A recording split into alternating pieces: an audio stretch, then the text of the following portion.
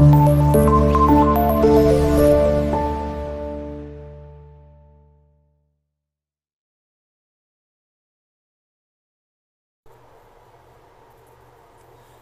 guys! Welcome to Trending Collection YouTube channel. At kung bago ka pa lang sa aking channel, huwag kalimutang mag-like, mag-subscribe at pakihit na rin ang ating notification bell para updated kayo sa aking mga bagong videos na ina-upload. So guys, i-share ko lang sa inyo about cross country. Familiar ba kayo sa salitang yan? Cross country. Kasi ako, na-experience ko yan nang hindi ko, nawala man lang sa isip ko. Kasi nung time na yon, doon ako nag-work sa Qatar. Halos mag-ano na rin ako doon. Kulang na rin ako doon ng 5 years to 6 years, ganyan. So, yung amo ko mabait. Talagang sa bahay, konting linis lang. Tapos, yung amo kong babae, hindi yan pala utos. Tapos, puro bili lang sa restaurant yung pagkain namin doon. So, ang ginagawa ko lang sa kanya, pag dadating ni amo kong babae, gagawaan ko lang siya ng paham. Yung paham, yung uling, lulutuin ko yan, tapos lalagyan niya yan ng pabango nila. Yun lang niluluto ko doon.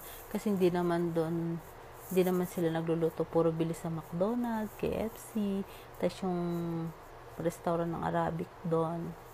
So, dumating yung time na yung nanay niya, dahil nga maldita, lahat ng mga katulong talagang hindi nagtatagal, umaalis. So, ako ngayon ang pinakausapan ng amo ko. Sabi niya,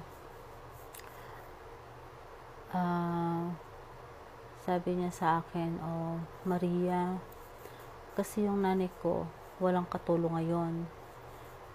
Baka naman pwedeng doon ka sa kanya kasi gusto ka na yung mama ko. Ganyan. Sabi ko, naku po, Diyos ko, madam, yung nanay mukha ko ibang klase ugali niyan. Sabi niya sa akin, so dahil nga nakiusap, so wala naman akong nagawa. Kasi yung asawa niya kasi kumuha ng bagong katulong. So ako kasi nung time na yun, nagbakasyon eh.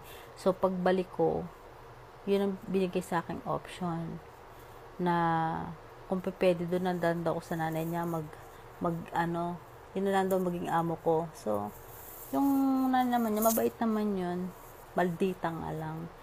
Saka din siya sa akin, mabait din sa akin yung dati eh. Yung talagang pagdating ko doon eh, talagang hindi niya ako pinapahawak ng kahit anong trabaho kasi doon daw ako sa anak niya. So ganun lagi ang sistema namin. Pumupunta lang kami doon sa nanay niya tuwing Friday. Tapos, nung yung nag-alis na yung mga katulong niya, so akong pinakiusapan. So, siya lang ang alaga ko. Pero syempre, dahil nga maldita yung nanay niya, biruin mo isa lang yung nanay niya eh, talagang kumuha pa ng dalawa. Kasi nga, sobrang power ng nanay niya, maldita. Basta ako doon sa nanay niya, hilot-hilot ko yun lagi. Tapos, ako nagpapaligo. Ayun niya sa ibang katulong. Kahit na 3 yung katulong niya doon. Ako lang talaga yung nagpapaligo sa kanya. Hindi ko alam kung anong meron. So, dumating yung time na 3 kasi katulong niya eh. So, ako naman kasi assist ko sa luto. Tapos, pinagluluto niya pa ako ng mga katulad ng patay, donut, ganyan. So, pagdating ng 2:00, pagkatapos namin magkainan yan, umaakyat na ako sa taas niyan kasi magpahinga ako ng 1 hour, matutulog kami. Lahat kami natutulog na 1 hour. Tapos, baba ulit kami ng mga 4:30, ganyan. So, dahil ako ngayon nagluluto, so, mga 3:30 pa lang, bumabangon na ako dyan. Kasi piprepare ko yung lulutuin ko. So, pagpanik ko, itong 2 kasama ko, pinapanik niya din sa taas. Sabi niya, sige, umakyat na rin kayo sa taas, magpahinga na rin kayo doon, matulog kayo. So, means siya lang mag-isa doon sa kwarto. At nakamo siste. Dumating yung dati kong madam, nag-doorbell. malayo rin ang lalakarin eh. Itong pasaway na matanda, na amo ko nga, siya yung pumunta. Siya yung nagbukas ng gate. Hala, nagagalit na ngayon yung dati kong madam. Sabi niya, nasaan kayong lahat? 3 katulong niya. Bakit iniwan niyo nag-isa nanay ko? Ganyan-ganyan. Daming, first time ko narinig na ganyan nagbratatat yung dati kong amo. So, ako naman, gulat na gulat ako kasi nga, di ko alam na ganon. Di ko alam na pinasunod pala ng matandang pasaway yung kasamahan kong dalawa. So, ang ginawa ng dati kong madam, talaga nagtatatalak siya. Pinagkukuhalatan cellphone namin. Dahil wala naman akong ginawang kasalanan, so talagang nakipagsalitaan ako doon sa amo ko. Sabi ko, ato yung sa'yo, SIM card mo. Ito lang ang binili mo, SIM card. Pero binali ko yung SIM card. Yung cellphone ko, wala kang karapatan doon kasi akong bumili niyan. Ito, yan. Hindi niya nakuha yung cellphone ko. Alam mo, sabi ng dati ko, madam, sabi niya ngayon, lumalabang ka na ngayon. Dati ang bait-bait mo, di ka sumasagot ngayon. Galit ako, galit ka rin. So, iniwan niya ako ganyan. Sabi ko, wala naman kasi akong ginagawang masama.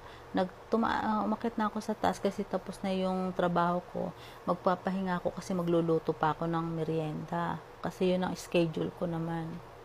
So, hindi ko naman alam na yung matandang pasaway, pinapanik din niya sa taas yung dalawa. So, ako tulog na eh. Malay ko ba? So, ayan. Tapos, sinabihan ako nung dati kong madam na kung gusto ko daw, umuwi daw ako sa Pilipinas. So, pagkasabi ng madam ko na yon, sabi niya, akin na yung pera mo. Bibili kita ngayon ng plane ticket. So, parang sa kanya panakot. Pero, dahil nga ganun ugali ng nanay niya, hindi ako nagdalawang isip. Kasasahod ko lang noon. Galing ako ng bakasyon. So, talagang yun lang ang pera ko. Sakto, binigay ko 1,500. Binilan niya ako ng plane ticket. Kaya napapunta ako ng Dubai. Cross country. Sabi ko, grabe kayo. Kayo pa mananakot sa mga katulong. Pero yung nanay niya, hindi magpasaway. Sabihin mo ganito, wag gagawin, pero nanay niya hindi nakikinig. Minsan nga, sabi ng amo kong babae, ang nanay ko pag pumasok sa banyo, sasamahan nyo. Kung anong mangyari dyan, no bail for you. Sabi ko naman, yung nanay mo ayaw magpapasama niyan. Kasi minsan laging nadudulas yung matanda doon sa banyo. Pero ang tigas ng ulo. Syempre, amo pa rin siya, so siyang masusunod, diba? Kami kasi, tauhan lang. So, yun na nga, sinabi ng amo ko na, akin na yung pera, bibili kita ng plane ticket, umuwi ka na sa Pilipinas. So, talagang binigay ko yung pera kung magkano yung pera kong sinahod. So, nung nandun ako sa airport, nakasagap ako ng wifi. Nakita ko ngayon yung sister-in-law ko. Sabi ko, hi, kumusta? Sabi niya, ito lang, okay lang ate. Sabi ko, andito ako ngayon sa airport ng Dubai eh. Kasi pinauwi ako ng amo ko. So, yun, bilis-bilis na akong ginawa ng tourist visa. Yun pala ang cross-country. Kabang-kaba ko, pero thanks God. Ang bait pa rin sa akin ni God. Kasi once na pagpasok ko sa immigration, walang tanong-tanong. Todong ngiti pa doon yung Emirati na officer. Sabi niya, welcome to Dubai. So, yun nga. Nakapasok ako doon ng hindi ko expected. So, yun pala yung cross-country na tinasabi nila. Wala kasi kung idea nun eh. Kasi, yung iba kasi yung ginagawa, maka-cross country lang, tumataka sa amo nila. Yun yung mga dati kong amo, nag-ano sila. Kasi mag-ano pala ng message sa kanila yung sa office kung ako nakarating na ng Pilipinas. Nag-alala sila, hindi raw ako nakarating ng Pilipinas. So, nung malaman nila na doon ako sa Dubai, kasi mga walang nga, inipit nila ako sa Dubai na 1 araw, saka 2 gabi yata yun. Ang tagal kong nag-stop over doon. Buti na lang. Sinuwerte pa rin ako. Yung pala yung cross country na sinasabi nila. At thank God ako kasi mabait sa akin si God. Talagang hindi niya ako nilagay sa wrong way. Talagang ginaid pa talaga niya ako hanggang dulo. Hanggang makakuha ko ng amo, matapos ang kontrata ko doon. Masaya ako doon kahit mahirap. Kasi yung nakuha ko namang amo doon, napaka-stricta, maldita rin. Pero okay na rin yun kasi medyo malaki ang sahod. Pero natapos ko rin ang kontrakt at ako doon. Thanks God. Ngayon nandito ako sa Saudi.